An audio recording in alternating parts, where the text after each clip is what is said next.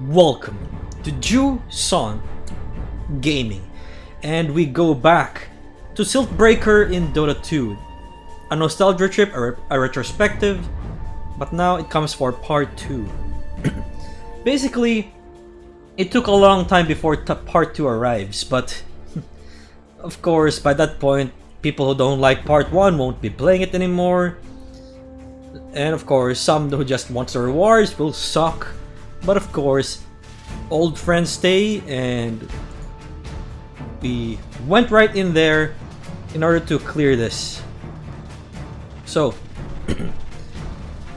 new heroes, of course. Part 2 gave us new heroes to use. Some altered heroes, by the way. Jakiro is a new one. All the same items. Same with the Eclipse. Yep. Yeah, it's basically the same.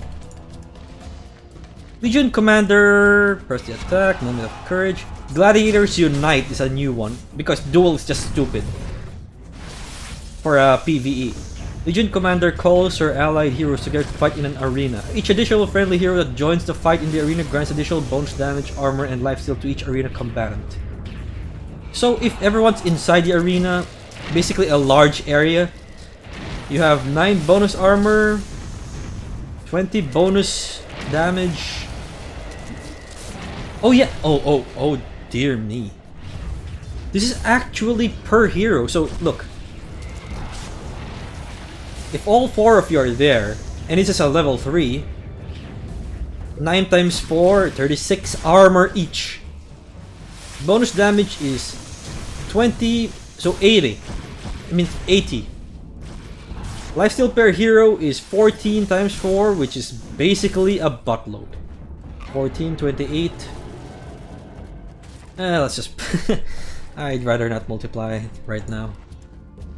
So right now, once again, this is the Frostbite Tundra. The starting area so that you could actually feel out the difficulty. And of course, get used to your heroes. And unlike part 1, in part 2, artifacts now have, let's just say, credit points to use. So that means you can't just willy-nilly just keep on using every single artifact item, because they have credits that can only be obtained by specific weapon drops. So there's a good reason to actually just grind Siltbreaker part 2 in a non-serious way, so that the moment you want to go serious, you have enough points to use it.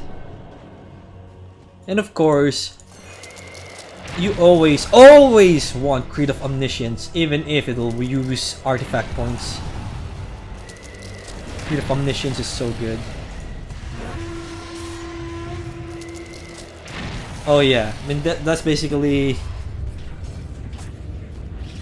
the Hellburst Clap version here. I died. Oh yeah, let me just say to you right now, this is one of the earlier runs. I mean, this is the only part 2 run that I have, that my other friends have saved up, so I didn't really got to choose. And this is basically one of the earlier ones in which not everyone knows what the hell to do, or optimized what they need to do. And of course, cheesing Siltbreaker, the final boss, is still easy. You can actually do that. And we did. That's why you're not going to be seeing Siltbreaker in his full form, full power mode. He's actually a very fun and dangerous boss, but there were no replays from my friends of part 2 with me without cheesing the boss. So yeah. At the very least, we can showcase here one of the cheese strats, but at the cost of you not seeing how Siltbreaker works. I mean, on how the boss fights and works. It was very specific. I'll just talk about it while the cheesing commences. But for now, you know, getting used to the abilities, plenty of magic damages.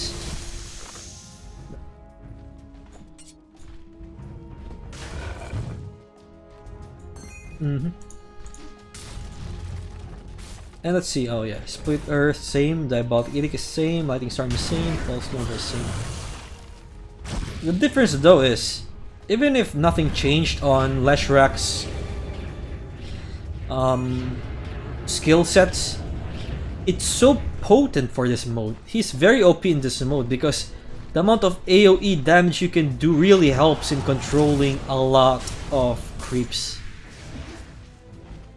I mean, just imagine how many creeps there are and they will all get hit by Leshrak's Pulse Nova. And of course, Luna, just like in Underhollow, is very good here because of the glaives and the raw DPS she can bring. Of course, Eclipse is less effective because we're not fighting heroes here that needs to be focused down.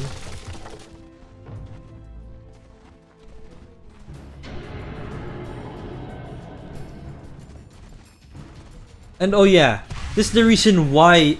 This is the reason why you actually want to do not want to stay long in the first area. Do you hear the ting? That means it keeps respawning creeps that walk towards you. That's like what you saw. The ones that aren't camped walk towards you. Yep, another dud. Those are random, by the way. Oh, and another dud. Techies Proximity Mine. Those are duds. And of course, we bring salves for this very specific moment. It's also so hard to avoid that ability of his because, see, look, it feels like it's camouflaged, isn't it? It's getting camouflaged by the snow.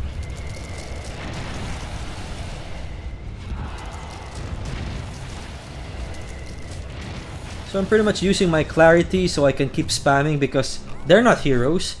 Creeps cannot cancel your clarity.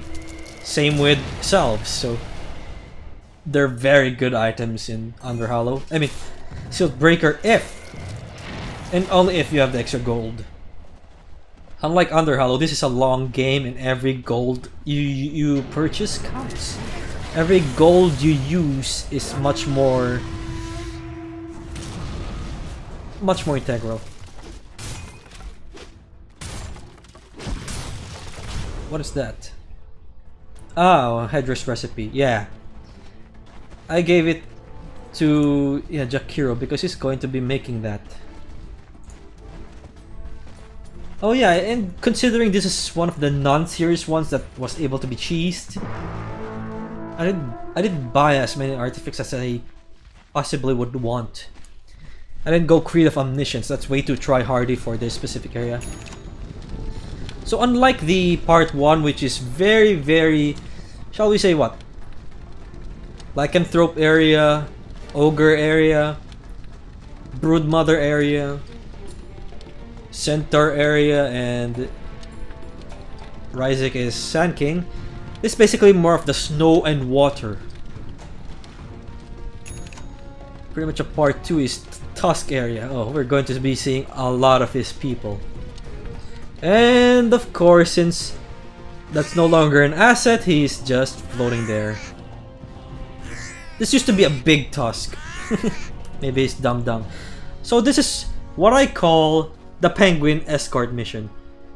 You don't want any penguins to die, and they will keep following you the moment you rescue them. That's why this is this is the only zone in which its 3-star requirement has no time limit, because you really need to take care of those penguins and rushing won't help. That's why let's just go for 2 times. And right now, these guys are dangerous. Those belly slams are dangerous. They can actually 2-hit you like that. If those 2 belly flops hit you, you're dead. And this fire camp, by the way, acts like a shrine. I mean, not a shrine. It acts like a fountain. So you can take your time and heal up back there. Get aggro and just fight there. Of course, it won't attack like a fountain, but it will heal you up. So these guys are dangerous. Oh wow, okay, guys. You might not be seeing this, but they're all present. You can see them on top of the lake, but originally they are under the lake. You can't see them. You just need to memorize where they spawn. And the thing about that is, look, for example, there, that specific one, that has not spawned yet. He's underneath the water, we can't see him.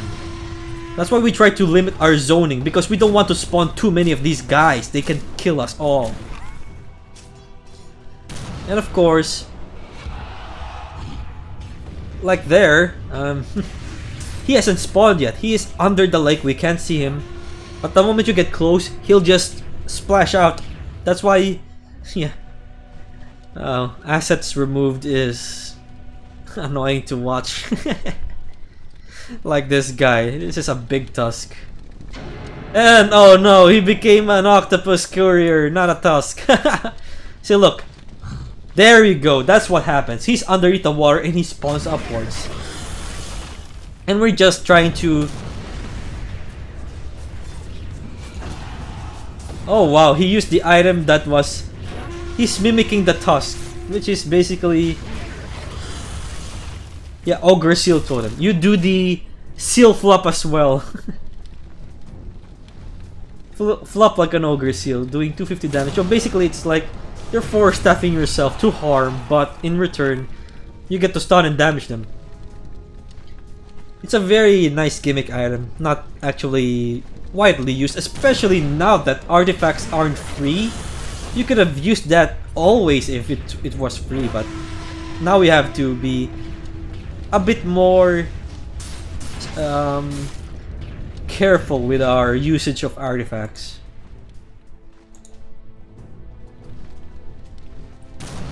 I went with the Paw of Lucius, he went with the Paw of Lucius. I of course are not getting any artifact items until I know that the run is worth it. See, that's how they spawn and you really don't want to stick because that belly flop goes through the stun. So the moment they roar, run away. You can't stun that away. Just like from what you saw. He was stunned but he kept on moving in... So some of us are healing up. And of course, we're just clearing the lake, the frozen lake. So our pathways for the penguins are free and non-dangerous. Let's just fast forward a bit. 2 times is really good. Let's just go with 2 times.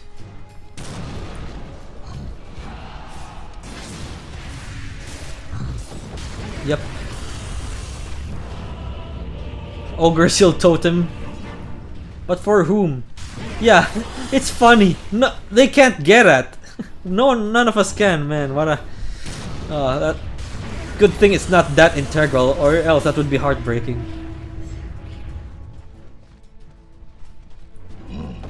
And usually in Siltbreaker Part 2, this is the zone that takes forever.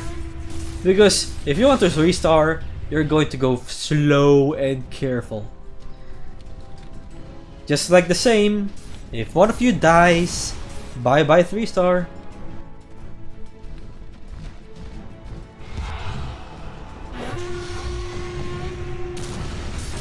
Oh yeah, that's basically the ultimate of Legion Commander.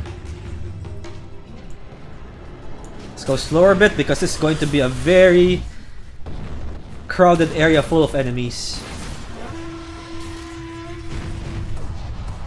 And Eclipse is basically worthless in this mode. The extra DPS helps because Luna isn't usually using her mana outside of using some Lucent Beams. And once again, the lull. Let's just go with 2 times. Everyone's just healing up because we don't want to get too hit by any of those seals. And of course, our quest line is kill Alpine Growlers. What are Alpine Growlers? They're Scylla Bears. They're Lone Druids. The Metamorpho, the bear mode Scylla Bears. We're about to enter one.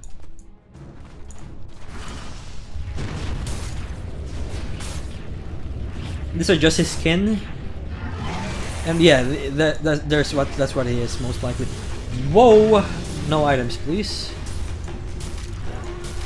Why does the... assets.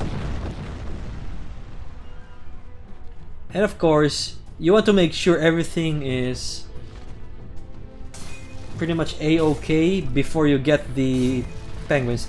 You see in the map, those are not enemies. Those are the penguins. So you pretty much just right-click each penguin. Every right-click penguin means it follows you. But right now, I feel that our goal is just to rid this entire map of any danger.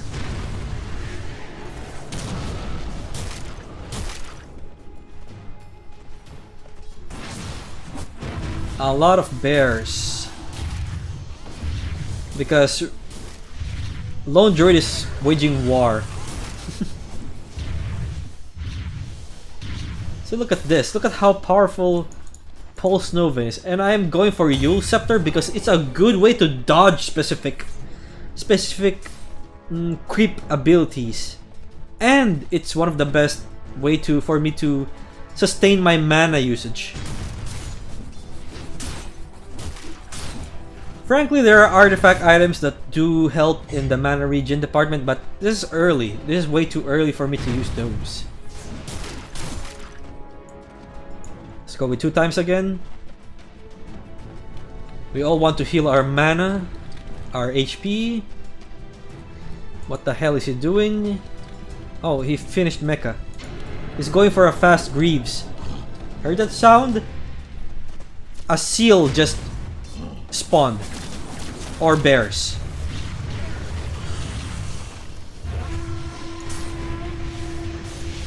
And he's dead. That's why it's very helpful that there's a fireplace there so we can heal our mana. Oh yeah, these are some things to come. There will be a blizzard area, in which case fireplaces are basically the ones that remove the debuff of frostbite effects. And of course it also heals you up, so good all around. And now, since we're pretty much okay with, we've pretty much cleared most stuff, it's time for us to... Oh no, there goes the bell, and there goes the... Oh!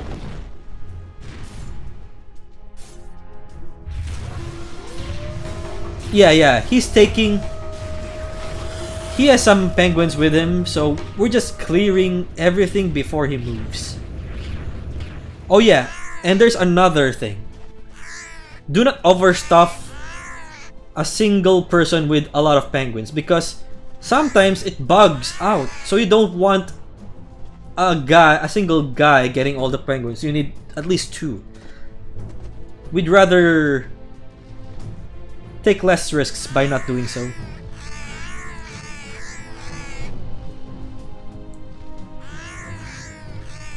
Oh man, even the gold effect, the gold asset sounds are, well, erased. It's no longer working. So now with that I have really good mana regen by this point, so I can use up a bit of my mana. Like so. Yep. I'm just juking this guy so that it doesn't get hit by everyone else. So look at this. Pulse Nova is a godsend. It's so powerful. Because every pulse is 110 damage. That's nothing to scoff about. No matter how late you are in the campaign, it's good. Because there's plenty of mooks or lesser creeps to go around. We're going to go on our next bear, and we're just letting him burn.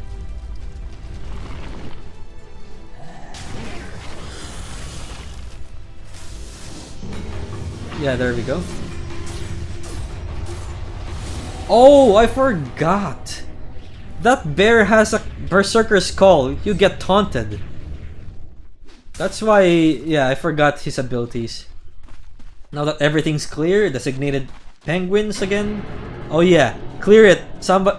We're letting Luna get the penguins because we're a much better team in clearing any single one of them. Like so. This is the designated tank. I'm the designated DPS, and Jakiro's the hybrid of stun and damage. Okay, now after that's said and done, we say clear to go, go now. This is basically the last remaining ones.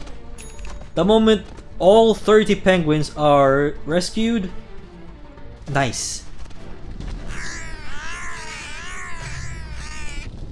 And by this point, we're just buying stuff out because that's basically the last boost of gold we're going to get.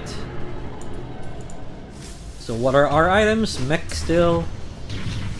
Going for Greaves immediately. They're arcane boots now. Vladimir's, of course, for great sustain. Luna has a Dragon Lance. And what about me? What? Oh yeah, Belt of Strength possibly dropped somewhere. So I'm just burning things to the ground.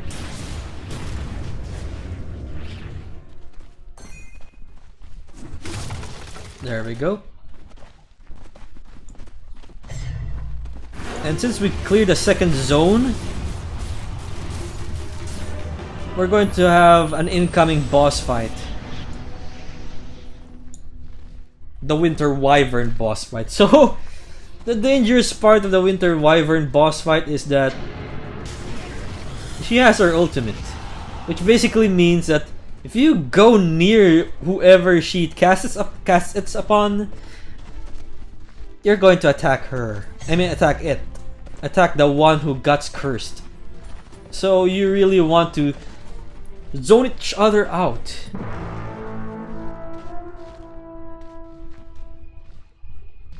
The Brumal Eerie. Defeat Karal Silverwing. That's basically the Winter Wyvern boss.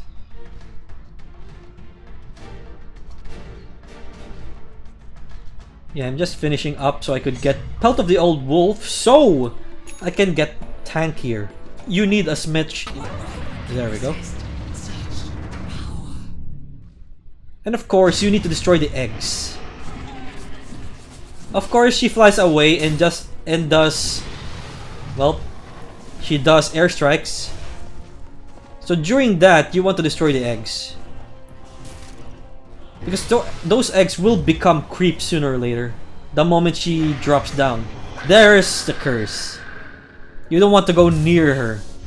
Or you don't want to go near whoever she curses. And here's where Leshrac helps a lot. Also, you don't want to get hit by that. I think it's clear. Because if you get hit by that, the splash will happen. Ooh, that's the reason why I buy Yule Scepter, if you're out of position. Oh, there we go. No one go near there. No one go near Luna.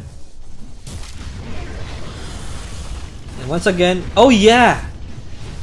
This is where the time where Rupture effects on Karal Silverwing is still effective. So you want the Paw of Lucius. Because the moment she goes for the dive seal, look, she's getting damaged non-stop.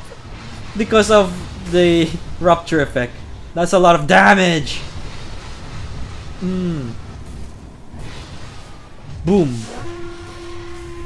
Wow. Oh yeah, look. Now we went near, so we were... it's such luck that we were able to... It's such luck that that LC was the one who got cursed. Because if it's anyone else, they would have died already. She's down, and next stop is the Penguin Ride. There's actually There's actually an achievement based on how long you survived in the penguin ride, and if you played part 2 long enough, you might have done it flawlessly by this point because it's just a pure memory and execution of the mouse. By that point, the acceleration is very fast, so your mouse movement needs to be on point, or you lose the penguin the moment you hit something. Like so. That Jakir is very good. But I heard the penguin cry, so no. And I almost went the mile. Oh. Here comes another loading. The actual one isn't loading, it's just these are old assets that need some loading. So now we are arriving at Tusk's village. A village full of tusks. Here we are. Let's just free up a camera right now so I can show to you the marvels that is Riley. It's Riley's picture. It's from a comic. She basically helped the Tusk village. So of course this is basically worthless unless you're going back. I mean, that's actually basically worthless. Sure, you get healed, but there are other bonfires. We're about to enter the area that has the blizzard. So the moment you enter that area, if you're not near any bonfires, slowly but surely you're going to get frostbitten until it becomes a poison damage, an endless poison damage, and you need to go back to fire in order to reset the count and heal yourself up. Did any one of us buy... Oh, gravel foot. Oh, yeah! This is basically one of the better ones because it acts like a boot and it blocks damage like a vanguard. If I remember correctly... No, it doesn't have any effect. Other effect? Forgot. Oh, that's an early heart. Winter's Embrace.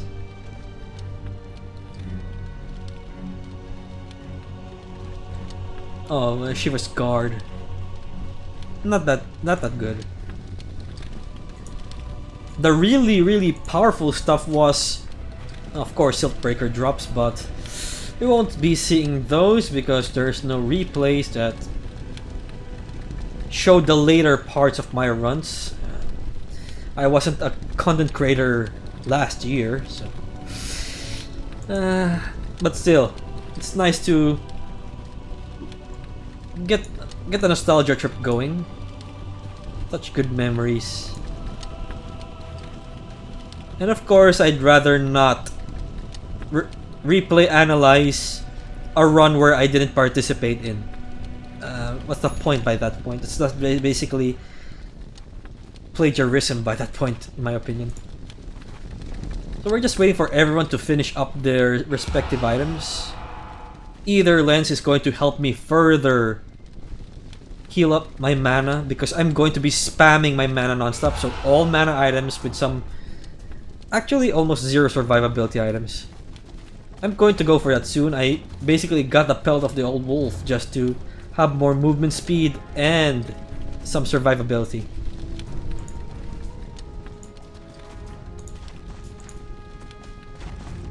Why Solar Crest though?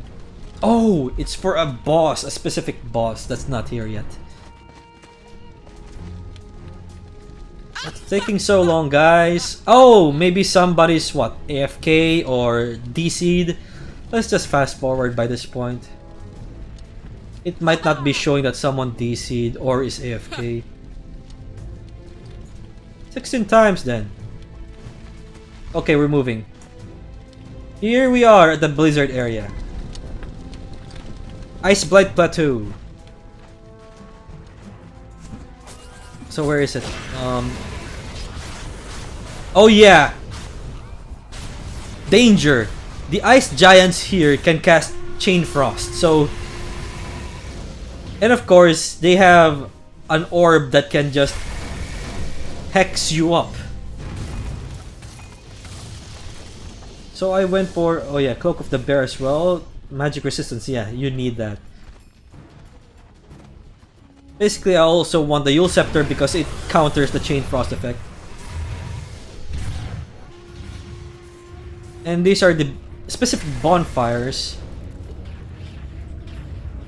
And here we are. We're at the cold. This unit is exposed to extreme cold and will start to suffer from bone frost if it doesn't find warmth. So we're really trying to, of course, go fast to the next bonfire parts, specifically because it heals you up. You want to fight under it. Chain Frost, so we would have died if I didn't use Yule Scepter. It's a very powerful item for this specific Siltbreaker run, if you are a caster or if you're just Flashrack in general. And of course, I bought a pocket campfire the moment that we can't deal with a zone fast enough and we're about to die of bone frost. And I did that so it won't just chain directly to me. And, oh yeah, Jakir is now using a very integral item for cheesing Siltbreaker later, which is basically Bogdug's Lucky Femur. Femur. It's basically Ogre Magi's multicast in an item.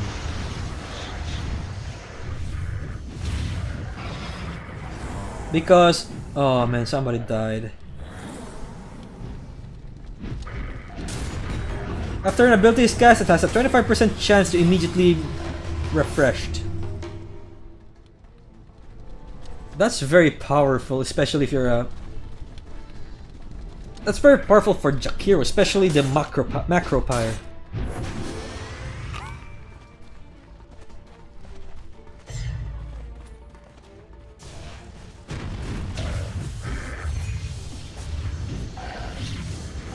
This, by the way, doesn't mean actually... No, this is not yet the multicast. Sorry. That might have been another different item. Yeah, man, look at how clutch those Yule Scepter usages are. It's so necessary because these guys Chain Frost, and my ultimate is doing some work. Look at how many creeps those are, and Pulse Nova is going to pretty much burn them all to the ground. And this guy is about to get cold and needs to go to the frost area. I mean to the bonfire area. I basically put the pocket campfire there because that's what's an integral part. What the hell is this guy doing? There was a bonfire on top. Is this the reason why I raged to him? Oh no, I get it now. It's so we could restart this area because we're nearing the time limit. He's just going to rush straight to it. But is he going to survive at all? I was going with him because it's just... Yep. Success. Most likely we have 3-starred that area. But of course, we're now isolated with each other. The checkpoint though helped in healing all of us up. I used that Yule Scepter once again so that we don't get Chain Frost to death. Triple Chain Frost. Oh no, he's getting affected by the Bone Chill. Yep. That's pretty much the Storega zone counter. Basically, we have deaths already there. So, in order to 3-star this area, we need to sacrifice the other 3-star. That's why 30-starring a Siltbreaker run is difficult. You basically need to fully optimize and perfect every single one. Even, it's basically almost WoW levels of perfection. You need everyone to do their job correctly. Oh, if I remember correctly, we told them not to resurrect us because there's a check. No, we have already hit the checkpoint, so they really need to resurrect us. Oh yeah, the next boss fight, my favorite. It's a tiny boss fight. Imagine a tiny boss fight. This is better. I actually wish the skin they used for this boss is an Arcana. it's so good. It's so good. I wish Valve would use it for a skin, for a tiny skin. Storega's going to pretty much own you if you don't know what to do.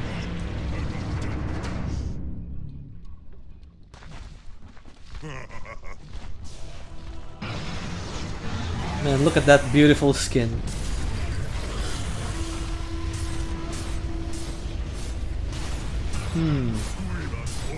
Every attack of his can be dodged because you really want to dodge that. It's basically an ogre boss but has insane skills. Of course we don't have the way to cheese him using Treant's ultimate to stun his ultimate out, because his ultimate is Avalanche, a very insane Avalanche. He also does tosses, by the way. If he goes to different rock areas, he's going to toss those rocks and deal a buttload of damage if you don't dodge it. Oh no, ultimate time. Avalanche. Oh, he's cornered. He might be dead. Oh, he grabbed me. He tossed me. He can grab either rocks or people to toss. Like so. And that's the point here is. It's going to be very difficult to 3-star him because you don't want your DPS characters to get grabbed. Because it takes a while for him to toss you. And I did that because if I get tossed, I die. Oh no, another avalanche. Dodge! Dodge! Oh man, look at this. It's so difficult to fight him. Oh no, he's going to toss a rock. That's an even bigger damage. I pretty much Yule Sceptered there. Because, come on. You should, or else you die. Pretty much part 2 Yule Scepter is so good. Way too good. Another avalanche. Wow, he can phase through there. The clipping might not have been solved right now.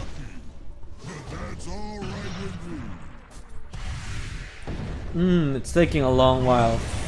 I mean, we have done some builds, optimizing builds of TA along with a specific Siltbreaker item called Violet Blade, which really is like a more powerful Desolator, and add that to the meld of TA and a Desolator, and the armor of Storega is basically non-existent, and he goes down very fast.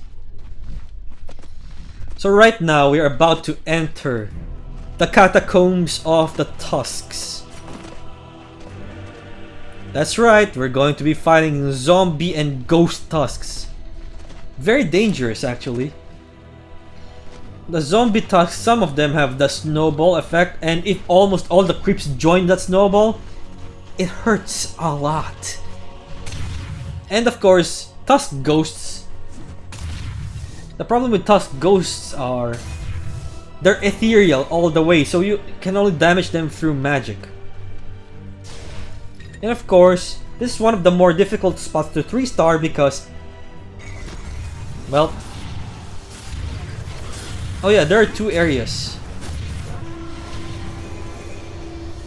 You either rush 3-star this area or you take your time here in order to strengthen yourself up for the defense portion of this area.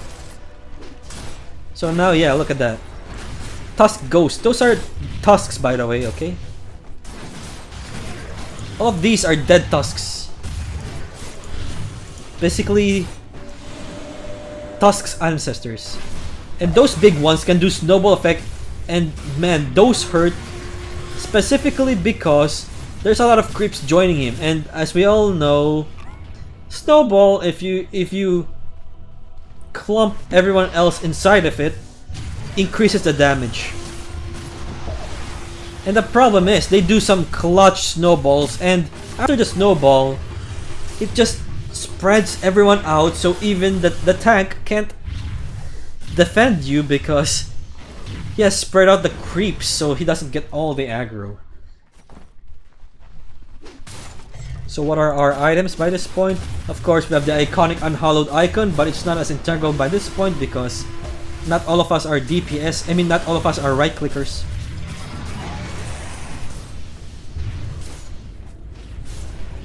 Oh no! It's actually... It's like an Octarine, even magic lifesteal. Oh, very, very powerful. No wonder it's so OP. A heart? A pocket campfire that's not being used anymore.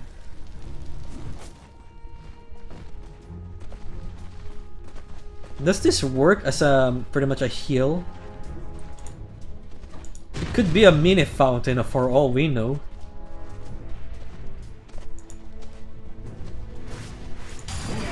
Yep.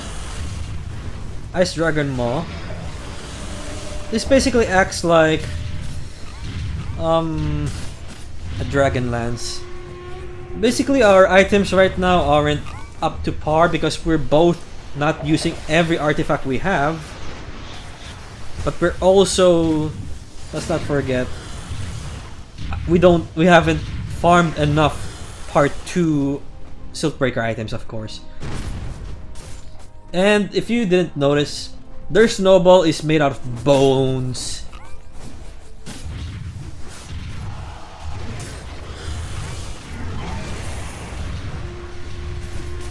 I'm just pretty much clearing all of these guys using my ultimate while I dual scepter.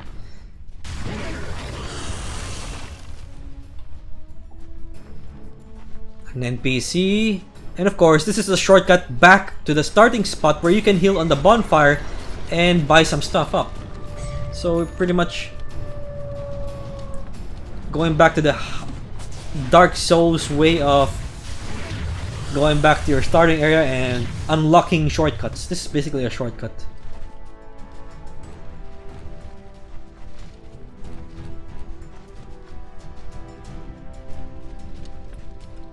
Oh man, that's a word that I have forgotten. Oh, the beans!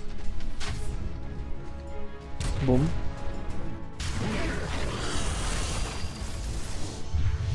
Oh yeah, the femur does work like...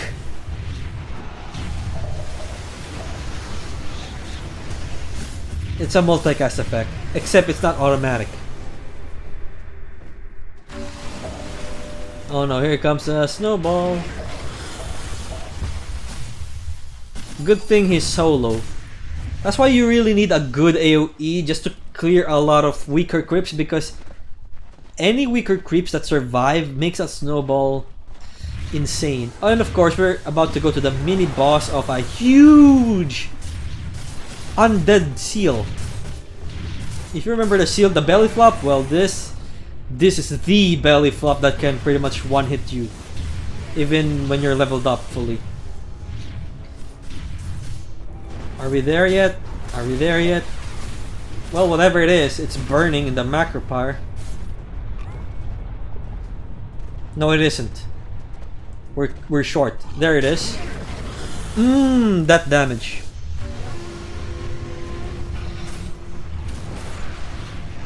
This is very dangerous.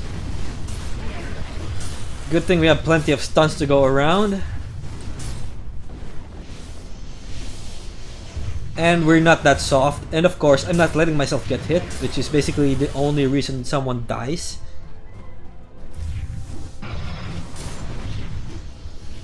I'm just burning people up. Not letting them even do the snowball, especially Luna's Lucent Beam was on point. And I'm out of mana in this. Yeah, it's necessary to have an arcane boots by this point. We have Greaves by this point, Guardian Greaves, but it's all on cooldown. I only have arcane and Jakiru has the Guardian Greaves. Man, look at this. This heal is all from the unhallowed icon. It's so potent and powerful.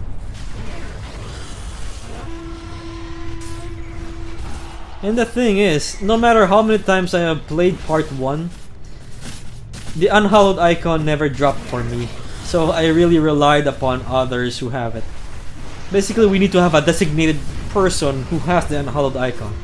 If you don't have that person, don't bother. That's how OP it is. We need that designated person.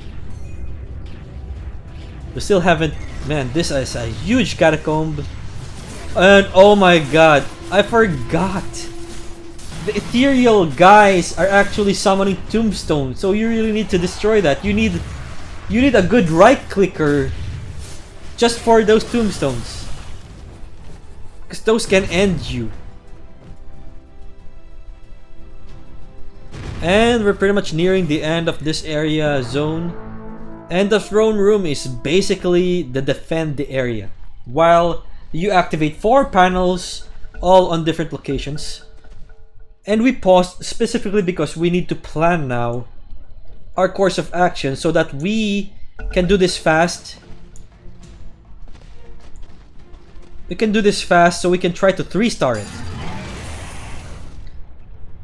Come on. Actually, no, don't be there.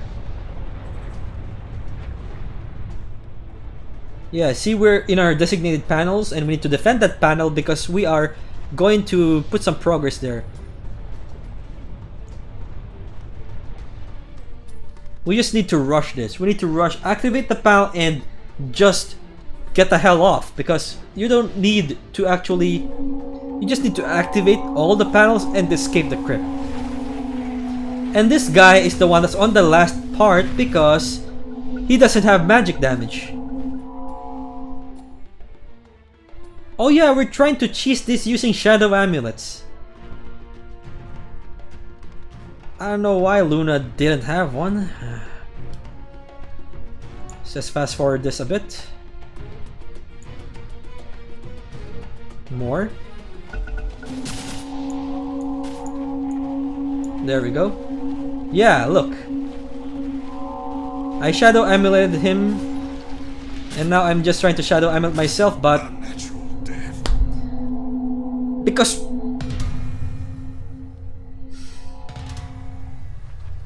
because Luna was a stupid asshole that didn't have a shadow amulet. Just great. All of that, it's basically over. The Venus Onslaught is no longer 3-starred. Somebody has to arrive. Because specifically, we still haven't activated my panel because I was so busy making that Luna shadow bladed. I mean, shadow amulet. Shadow amulet. If she did her part and bought one, this would have been a 3-star. But no. No. And time to escape. Everything's finished. We can't survive all of this. Actually, you can control this with a very, very good loadout team, but... Jakiro, what the hell are you doing? Are you trapped? Yeah, I think he's trapped. And the snow portion is over. The moment we went out of the catacombs, we went out of the blizzard area of Tusks and Lone Druids area.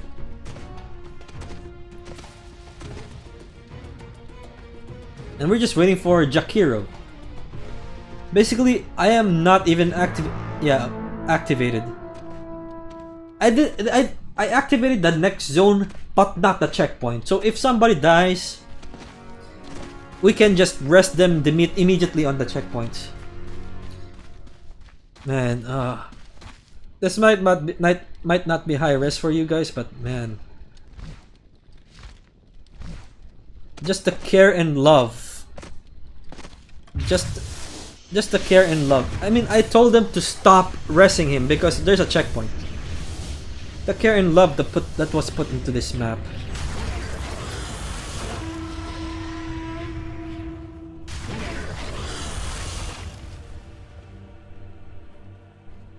This could have been a game in of itself. An actual standalone game, a dungeon crawler. Of course, Siltbreaker Part 1 and 2 is not enough for a whole game, but it's packed enough.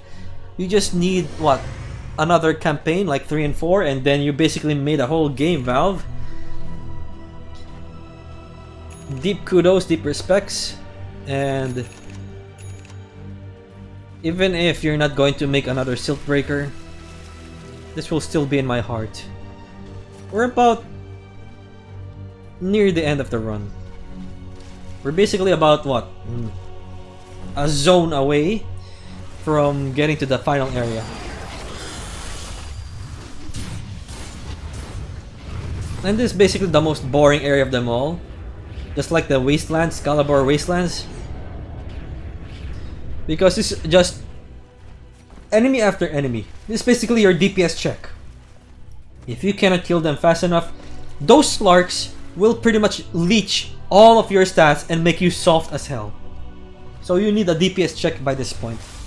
This is basically the time you go level 21. So everyone should have the Ryzik's Eye. Did I get Ryzik's Eye because that's going to sustain me a lot? No, I am still what? Not sure that we need it. Those Slarks basically have the essence shift, so you've debuffed. See, look at this. You need the DPS check by this point, and Luna is finally level 21. Violet Blade, I think she got it by this point now. But look at this. If you go to Storega, of course you need to really get a lot of Tome of Knowledges. Get to level 16, be a TA. Your attacks reduce the target's armor by 14. That's insane. You also get plus 80 damage. Follow that with Meld and a Desolator. Storega's soft as paper. Of course, you still need a good DPS team. You can't solo Storega. And by this point, I'm just burning non-stop. I'm just using Pulse Nova non-stop. It's still not a good enough sustain. Look at those. Those are artifact coins, which basically power up this. Those are your credits. And basically, this is just a loveless, a boring map full of just enemies that keeps on constantly spawning. And of course, I'm doing that just to remove my aggro out of them while I burn everyone to the ground. Burn it to the ground. Oh, someone's using Bogdad's Cudgel? Yes. A little late, but I think it's necessary by this point. Even if you're not a troll, it still helps. See? They can barely attack if you have a good enough movement speed.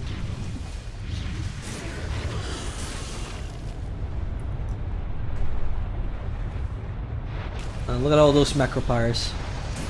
Basically, we just went straight up so that we can trigger the next zone so we can have a 3-star. And of course, there's no point taking long because there are some times where there's no longer any XP or gold gain on killing non-stop on the respawning enemies. So we just want to go now. The next one is just a boss fight, a giant amoeboid. Very dangerous.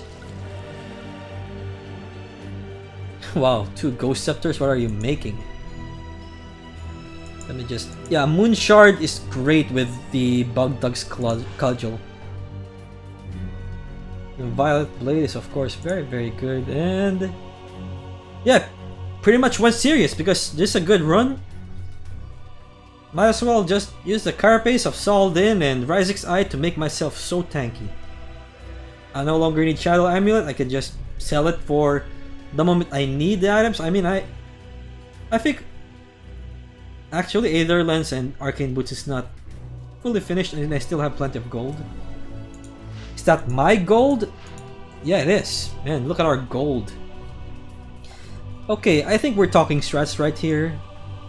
So let's just... there we go. Satanic is immediately bought. Ethereal Blade, of course, possibly, nope. We need to finish our items fast and then go straight to the boss fight, or else we're wasting time. That's why we paused.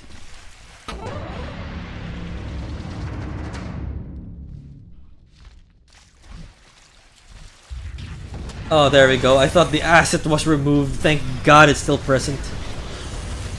This basically... Yeah, look at that. Look at that. Oh, man. Stupid. Of course, that's possibly because they haven't experienced that fight yet. But you really need to control every single one, because those shots are going to slow your movement speed, and then you're basically trapped, being hit upon by a lot of amoebas.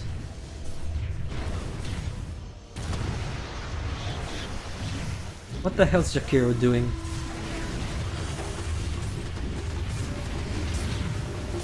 And once again, Luna, you have a Satanic for a reason. Use it! Use your Satanic. Oh, finally. Finally. This a tanky boss, especially without the TA's Violet Blade build. And just imagine, look, see. Oh man, it doesn't show its armor. Oh, it shows its armor. Look at that armor! If you remove what? 14 minus what the meld does and what Deso does, it's almost 0 armor, right? I don't know. Either way, so sweet. And of course, the moment the giant amoeboid go to half HP, there's 2 of them now.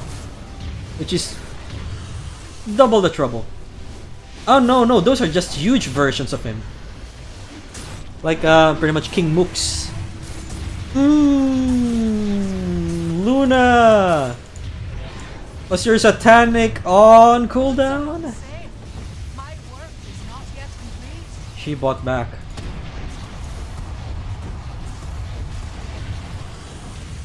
Luna! Oh yeah. Do not tank if your Satanic is not on. Jeez. Yep. Yule Scepter. And with Ryzek's Eye, I have a permanent Pulse Nova. That's how strong it is.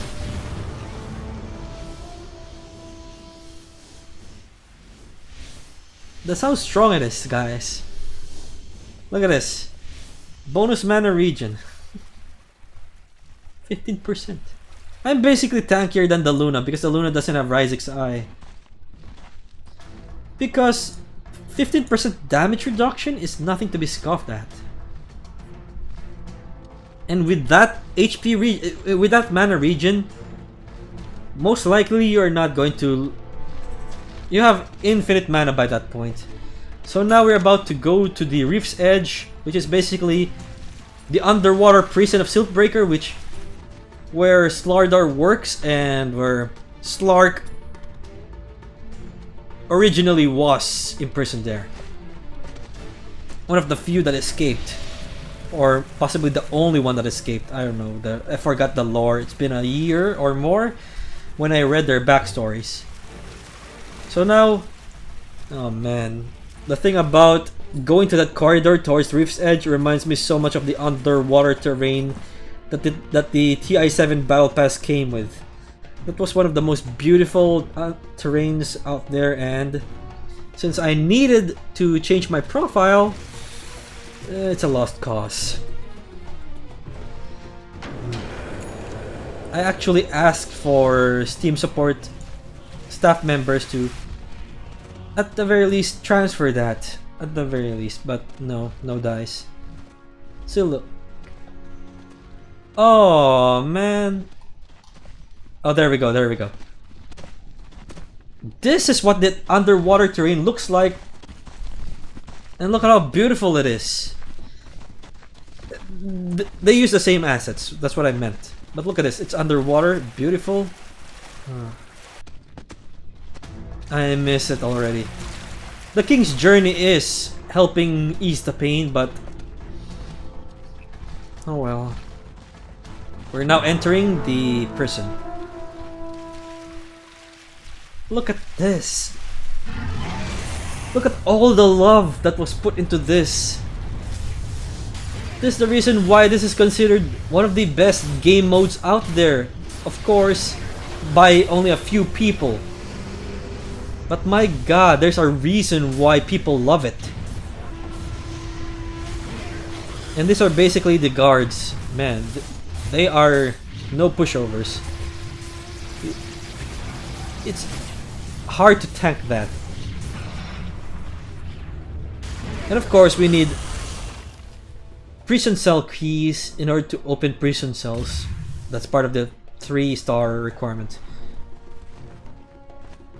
And of course, those are achievements. We want to read the notes. These notes. Those are achievements. And right now we are in prison, in the Reef's Edge prison, in Dark Reef prison. And we're basically clearing the thing. This is the last zone, by the way, and I think it's time for me to state now that you won't be seeing Siltbreaker be fought normally, because this is the time before the cheese strategies were fixed. So the point of the cheese method is you use Jakiro's Macropyre and use the femur to keep on stacking Macropyre and just hit him outside of his zone, so he doesn't activate but he's still getting damaged. And by that point, since his zone is not activated, that just means that the timer is not open, so it's an easy 3-star Siltbreaker. And 3-starring Siltbreaker normally is difficult. Es difícil.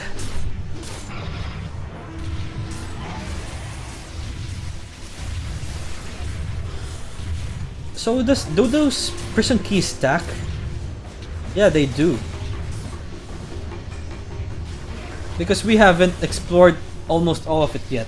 But I think we're not going for 3-starring the Dark Rift prison. We're just going for 3-starring Siltbreaker himself. Someone died, and most likely is Luna. Because Jesus, stop tanking, guys. You are not invincible. So basically, since I have an infinite Pulse Nova, because I have unlimited mana, well, I'm just going to keep on juking and damaging them periodically. And I'm going to be the designated juker and resurrection.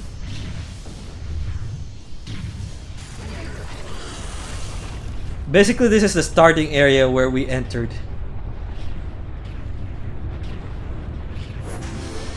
Time to resurrect everyone. Because we are not going to the checkpoint where Siltbreaker is, which is basically this area. We're not entering that area yet. Because we don't want the timer to activate.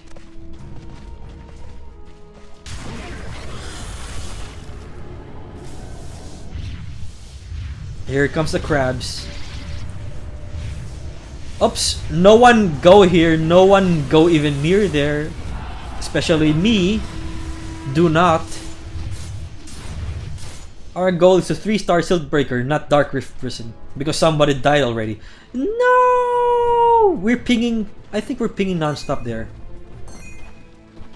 No, I think... Okay.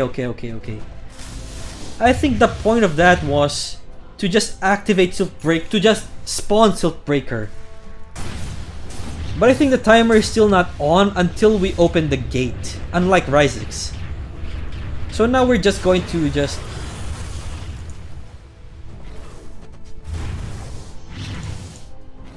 So let's see, yeah, he has a refresher orb, and what is this? Preserved Skull, or a cooldown reduction. Yeah. This is pretty much an Octarine effect. This is the multicast, it refreshes based on chance, and this is a refresher. So his build is basically to cheese Siltbreaker with non-stop amount of non-stop amount of Macropyres. He's just going to keep stacking Macropyres until he burns to death. And right now, since we're not rushing Dark Rift Prison, we're just clearing everything up. So let's just fast forward this a bit. We're just clearing everything up. We just want every single nook and cranny discovered and fought. Yeah, he's doing it now. He's starting the cheese train.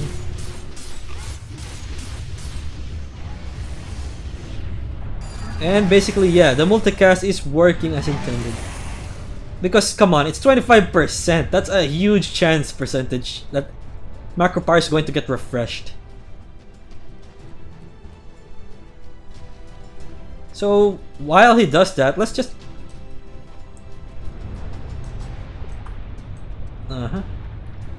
There he is. The big guy himself. Oh, he's not reaching. I think he's in the wrong spot. If I remember correctly, there was a way. I mean, did we use observer wards? Most likely. My mouse wheel button's busted. Yeah, he's missing. Please don't tell me this.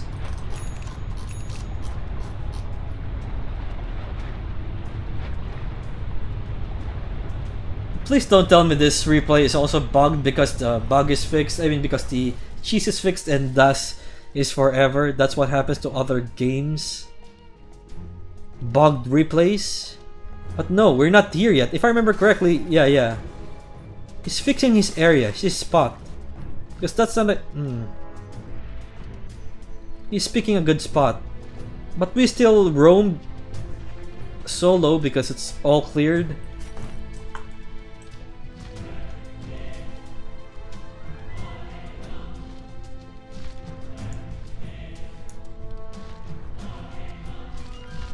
What did he buy?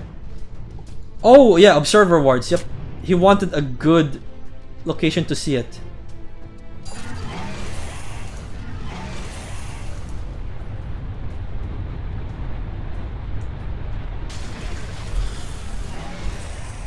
Oh dear me.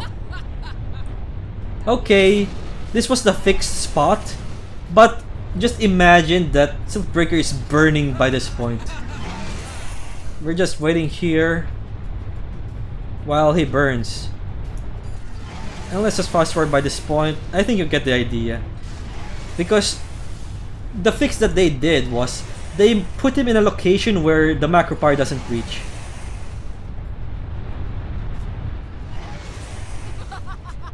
So pretty much, yeah. It's working by this point, but it doesn't show in the replay. Ugh. We're just wasting our time here.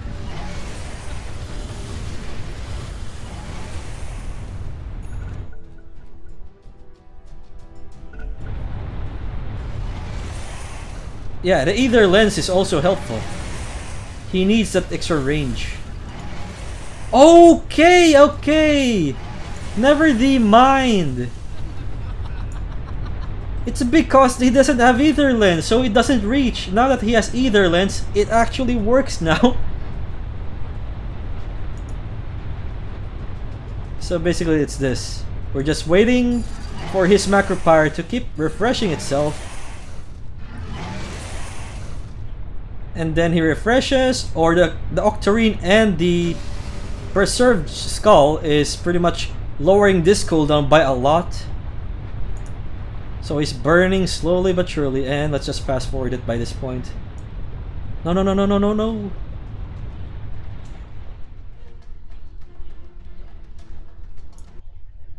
Misclick. Oh dear me.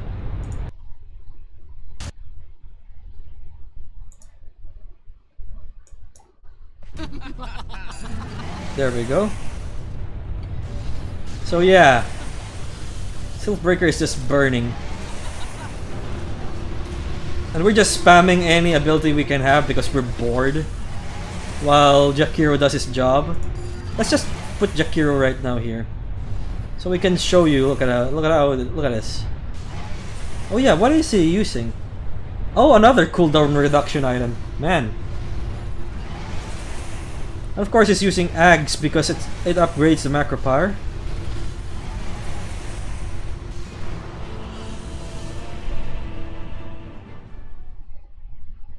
That's how we cheesed Siltbreaker.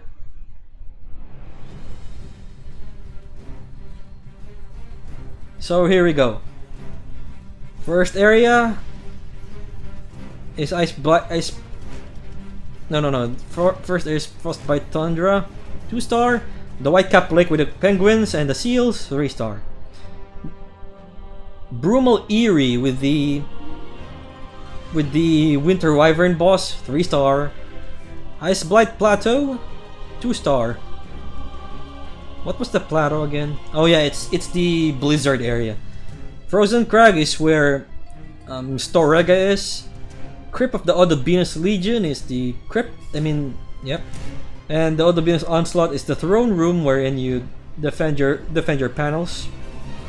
Reef's Edge is where the Slarks are. The Shoal is where the Amoeboid is. Dark Rift Prison and Siltbreaker. So guys, I will actually go for a future video if I can find the Siltbreaker run with me on it defeating Siltbreaker normally. But since that doesn't, since we don't have a save file or remember the codes for that, don't have the save files for that, none, it's not going to happen. So guys, that's it for today's episode. I hope you've enjoyed my nostalgia trip to memory lane of Siltbreaker. It was so much fun, but that was a fast forwarded run, and that was a good run, and that was almost 2 hours. So you can see why people are not a fan of it, as well as without actual good teammates, there's no point. You really need to go to forums or go to chat to find the tryhards. So guys, I think this will be the last Dota 2 episode for now, until possibly the Battle Pass or something exciting happens in Dota 2, like possibly a game mode like Dark Moon. But for now, it's time to say farewell temporarily to Dota 2. So see you guys in a different episode.